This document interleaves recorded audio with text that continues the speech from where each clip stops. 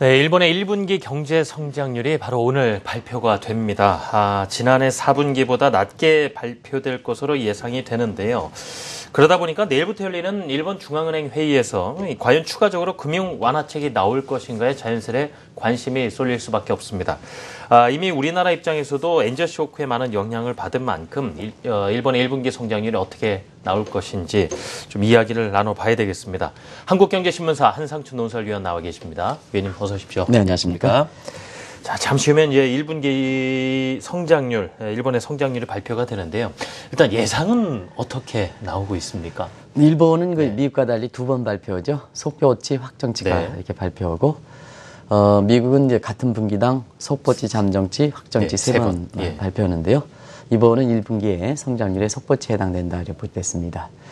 1분기의 그 성장률 어떻게 나올 것인가 하는 것을 이렇게 보시려면, 일본이 지금 최근에 보면 변곡점이 작년에 그 4월 1일 날 소비세 인상, 이걸 계기로 했거든요.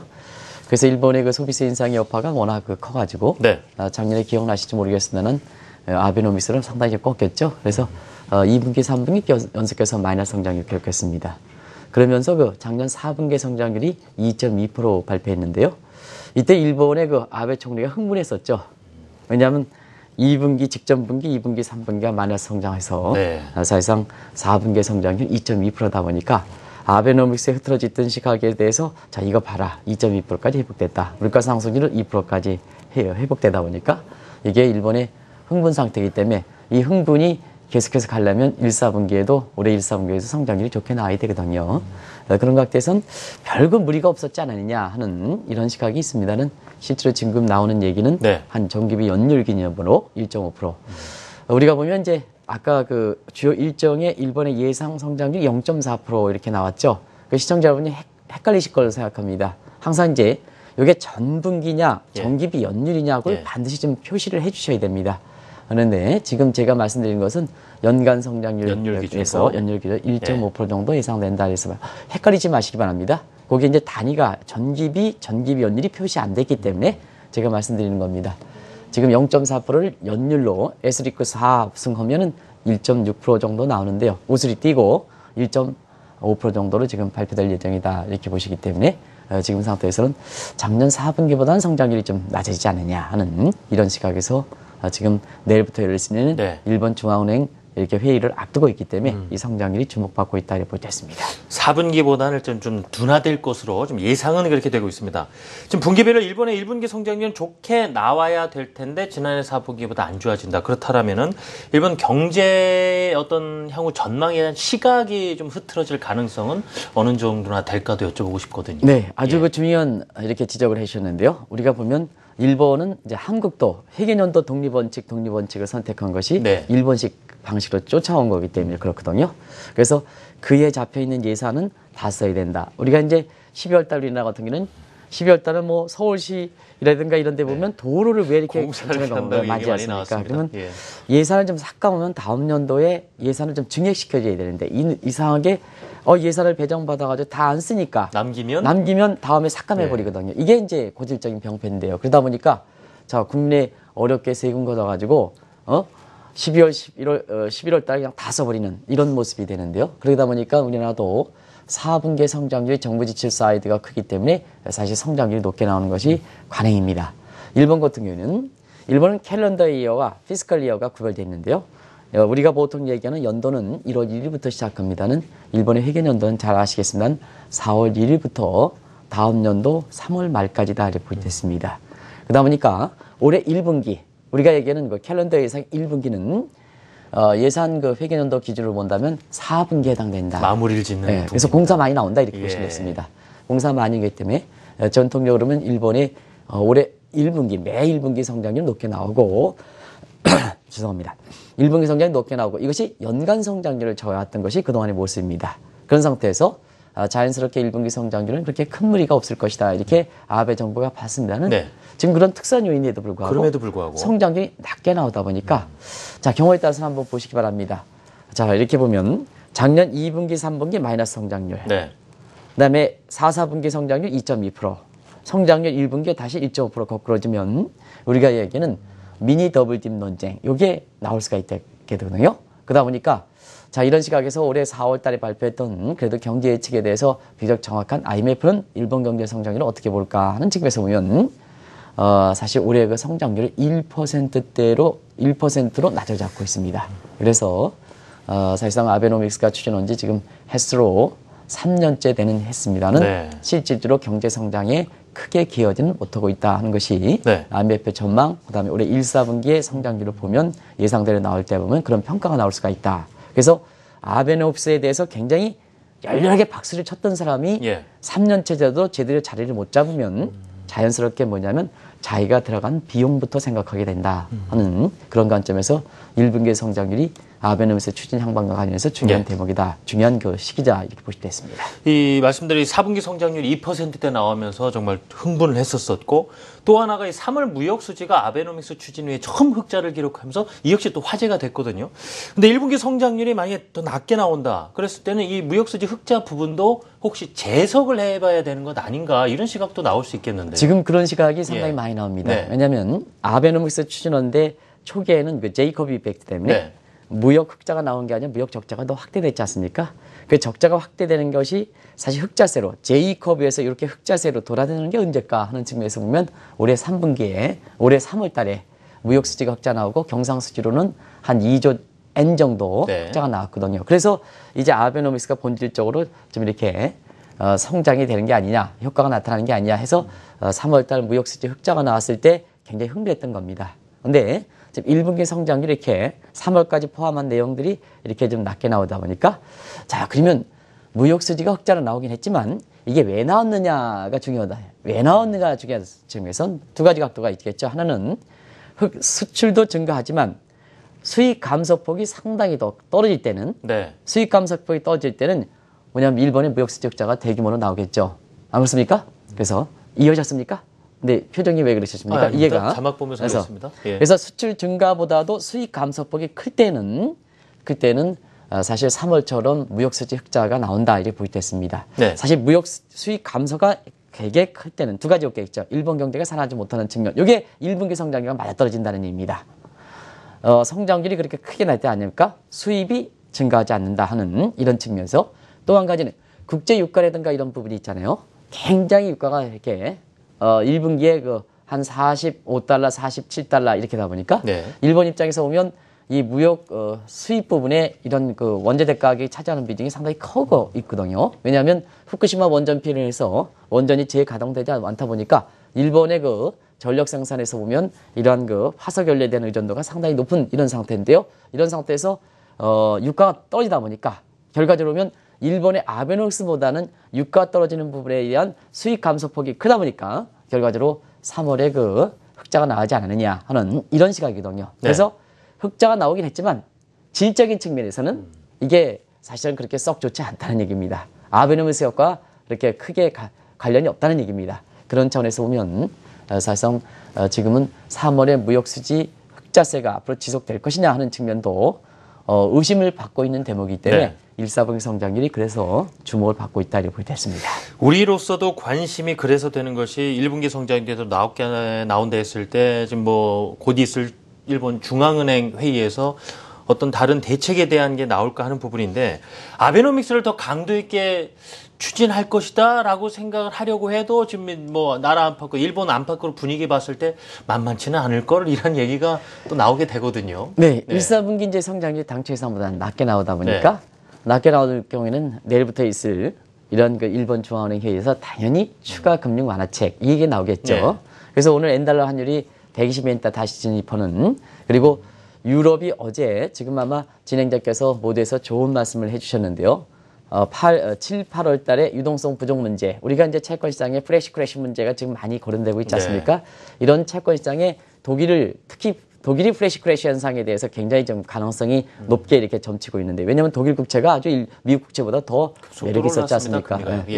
그러다 보니까 이런 부분에 유동성을 좀 채워주겠다 하는 이런 측면에서 오늘 그 달러 강세냐 이걸 잘 해석해야 됩니다. 미국 측 입장에서는 달러 강세가 될 요인이 없었죠. 한번 보세요. 경제 지표도 발표되지 않았었고 그래서 근데 ECB의 드라기 총재가 유동성을 공급하겠다 해서 유로 약세가 확 됐죠. 그동안 강세였던 것이 확 되고 일본도 1, 4분기 성장이 당초 예상보다 낮게 나오다 보니까 중앙은행 총재에서 추가 금융 완화책 대해서 엔화가 약세되는 부분이기 때문에 단순히 이 부분은 미국 측 요인에서 제공한다면 달러 강세의 위험상으로 보지만 이 부분에 있어서는 잘 보셔야 된다는 원인이 어느 쪽에서 제공하느냐 하는 이 측면을 항상 봐야 달러 가치의 안날에 대해서 또 달러 가치 강세에 대해서 우리가 정확하게 원인을 짚어볼 수 있다 하는 것을 말씀드리는데요. 단순히 달러 페리티 지수가 올라갔다 해서 달러 강세다 이렇게 표현하면 안 된다 하는 것을 다시 한번 좀 말씀드리기 위해서 그렇습니다. 그러다 보니까 1분기 성장률이 이렇게 낮게 나온 상태에서 당연히 추가 금융 완화책이 나오지 않느냐. 외환시장 반응 없이 엔달러 환율이 120엔대 다시 올라가는 이런 모습을 보였었는데요. 지금 과연 추가 금융 완화책이 나올 것이냐 하는 측면에서 보면 네. 지금 2년 동안 기다렸습니다. 일본 국민 어떻게 기다렸냐. 자, 여러 가지 경제 여건이 안 좋은 상태에서 외부 충격에 해당되는 소위 발권력을 동원해서 지금까지는 엔저 정책을 추진했지 않습니까? 네. 그러면 이제 뭐든지 국가의 개입이 들어가면 경제 주체 간의 명암이 확실하게 갈리는 겁니다. 일본의 수출 기업들은 자기 노력과 관계없이 특별 이득이 발생하는 거고, 그다음에 일본 국민 입장에서는 자, 이제 일본 같은 경우 소비자 물가 상승이 2%에 거의 근접하는 모습 보이지 않습니까? 그러면 일본 국민 입장에서는 그만큼 경제 고통이 된다는 얘기거든요.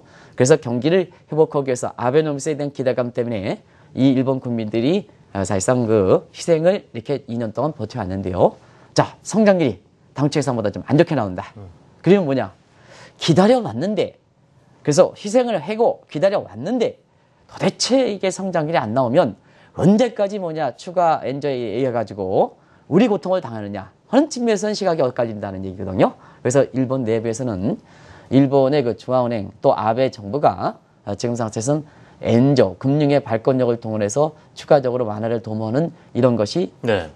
경제 성장률이 빨리빨리 이렇게 회복되지 못하다 보니까 일본 내부적으로 보면 상당히 분위기가 엇갈리는 이런 분위기다. 그래서 종전만 이렇게 못하다 이렇게 보시면 되겠습니다. 일본 내에서도 그렇고 일본 밖의 분위기를 살펴봐도 그렇습니다. 최근에 미국도 엔저를 경계하는 쪽으로 자세가 바뀌었고요. 그만큼 아베노믹스 정말 밀어붙이기는 쉽지 않다라는 이야기를 할 수밖에 없습니다. 네, 엔저 부분에 대해서는 네. 한국과 중국을 입장을 봐야 되고 네.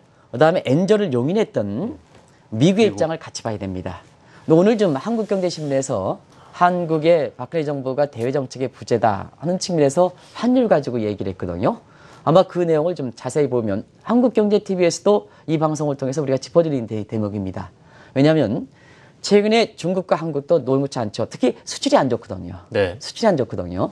그런 상태에서 보면 결국 이게 왜 그럴까 하는 측면에서 보면 환율 쪽에서 불리하게 됐다 하는 것도 중국의 경제 강요가 지금 지적하는 상황이고 또 최근에 이제는 현 정부에서 그걸 나서지 못하다 보니까 한국경제신문과 같은 이런 여론적인 측면에서 도대체 뭐는 거냐 이런 정도로 나온다는 것은 결국 엔저 쇼크에 대해서 정부의 대정책 부재 할 경우에는 우리 수출 기업들이 어려움을 당하니까 자 민간 사이드를 좀 제대로 된 대정책을 추진해야 된다 하는 이런 측면에서 일면 턱까지 장식하는 이런 모습을 보였는데요. 우리도 지금 엔저 부분에 대해서 엔저 원고 쇼크대 부분에 대해서 이제 우리 수출이 전반적으로 약화되는 모습이거든요. 예. 그래서 이제는 엔저 부분에 대해서 사실상 한국과 중국 같은 인접국들이 용인하는 분위기에서 상당 부분 여론에 밀려서 이제 이거 어쩔 수 없이 대처해가는 이런 상황까지 분위기가 바뀌고 있다고 볼 되고요. 그 다음에 그동안 엔저 정책에 대해서 일본의 발권력에 대해서 일본의 양적으로 정책에서 용인했던 것이 미국입니다. 왜 용인을 가능했느냐 하면 일본이 돈 뿌려 엔저를 위해서 네. 미국도 양적으로 정책을 통해서 돈 뿌려 작년 10월 말까지 그래서 서로 이에는 이 귀에는 귀가 가능했다는 얘기입니다. 했던 얘기거든요. 근데 작년에 10월 말에 미국이 양적으로 정책 종료를 했죠. 그러다 보니까 엔저에서 발권력 동원해서 엔저를 도면은 미국이 거기에 대응할 수 있는 스타일이 없다 보니까 이것이 달러 강세로 나타나면서 미국의 경제 성장률에 악영을 미치게 된다는 얘기거든요. 그런 측면에서 보면 아베노믹스가 2012년 12월 달에 출범했는데요. 그때는 인접국, 미국 다 그렇게 발권력 동원해서 엔저를 추진하는 게 강하게 압력이 없었는데요. 최근에 와서는 미국도 양적완화 정책 종료해서 일본이 추가적으로 완화를 위해서 돈 풀면 대응사단이 없다. 그 다음에 한국과 중국 같은 경우는 엔저 문제에서 이제 경제가 상당히 어려지고 정부 당국에서 대외 정책에서 이렇게 추진하지 못하다 보니까 이제 국민들이 나선다 하는 분위기까지 가는 상황이거든요. 네. 그래서 대외적으로도 아베노믹스가 일본의 1분기 성장률이 받쳐지지 못할 때는 과거에는 좀 국민의 담보를 해서 또 외부의 이렇게 간섭이라든가 이런 압력이 적다 보니까 일본 나름대로 그냥 고집스럽게 아베 정부가 그냥 밀고 갈 수 있는 환경이었었는데 지금 뭐냐 하면 일본 내부라 일본 밖에는 그렇다는 상황은 안 되고 있다 하는 것을 말씀드립니다.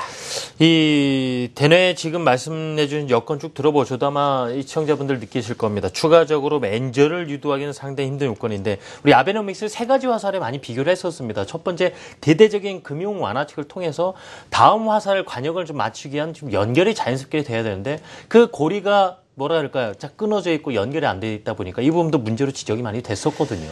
네. 네. 내일부터 있을 일본 중앙은행 회의. 네. 역시 그 지난 2년 그 이상 기간 동안 아베노믹스가 통화정책의 골자였으니까 요건 좀 반복되지만 잠시 아베노믹스가 뭔가를 네. 좀 간단히 말씀드려야 내일부터 있을 일본 중앙은행의 1사분기 성장률 발표를 토대로 해서 통화정책이 어떻게 갈 것인가 하는 것은 분위기를. 우리가 알 수가 예. 있기 때문에 요거 겹치는 부분을 잠시 말씀드리겠습니다. 일본의 아베노믹스는 분명히 말씀드리면 엔저를 통해서 경기를 회복시키는 방안은 아니다 하는 걸 말씀드립니다. 엔저는 샥 세라피 충격요법이고 네. 이걸 통해서 성장으로 가고 그다음에 재정 관절화 도모하는 세 가지 화살촉이다. 근데 대부분 사람들이 이 구조에 대해서 잘 이해하지 못하시는 분은 엔저만 되면 일본 경기 살아난다 이렇게 얘기하십니다. 이건 절대적으로 잘못 이해하는 부분이다. 이렇게 보겠습니다. 그런 측면에서 지금까지 두 번 지금 진행자께서 말씀하신 대로 두 번째, 세 번째를 신속하게 이동해야 되는데요. 이게 이동이 안 되고 있다는 얘기입니다. 지금 엔저 부분이 지난 2년 동안 이렇게 되고 신속하게 이동되지 일본 국민들이 희생을 헌된 네. 것을 이제 이렇게 부정적 시각으로 변하는 부분을 좀 완화시킬 수 있는 거 아니겠습니까? 근데 이 대목이 첫 번째 화살촉 대목이 너무 오랫동안 한다. 왜냐? 물가도 그렇게 올라가지 않고 성장률도 올라가는다 싶더니 다시 떨어지고 하다 보니까 다시 첫 번째 화살촉에 지분들이 돼야지 네. 두 번째, 세 번째 가는데요. 이 대목이 안 되다 보니까 사실 지금까지 이렇게 여러 가지 추측이 나온다 이렇게 볼 때는데요. 분명한 것은 지금은 엔저 부분에 의해서 경제 충격을 가는 부분이 너무 오랫동안 간다. 발권력 동원한 것은 희생이 되는 부분인데요.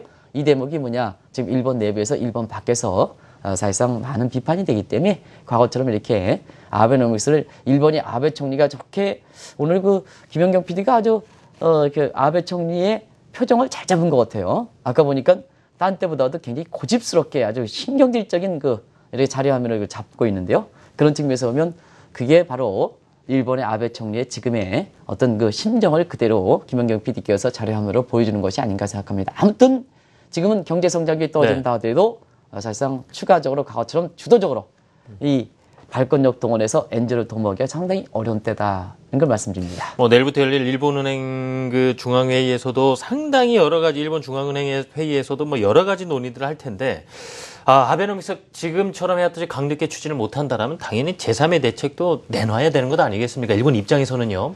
예. 네, 그렇죠. 그래서 일본이 기대했던 대목이 안 되면 실망으로 돌아서는 거거든요. 그런 측면에서 보면 일본 내부와 일본 밖에 이런 비판적 세력이 어떤 쪽으로 각도가 나타났을까 하는 측면에서는 작년에 12월 달에 세계 3대 평가기관이 일본의 무디스가 네. 일본의 신용등급을 떨어뜨렸죠. 그리고 이거는 한국경제TV에서 잘 자막을 한번 나간 적이 있는 것 같은데요. 그때 워낙 이슈들이 많다 보니까 이 문제는 좀 지적해지지 않았는데요. 지난달 28일, 얼마 안 됐죠? 네. 지난달 28일, 유럽의 피치사가 일본 경제 잘 나간다 하지만 사실 일본의 신용등급을 싱글 A 플러스에서 싱글 A 플러스로 한 단계 떨어뜨렸거든요. 이게 지금 맞습니다.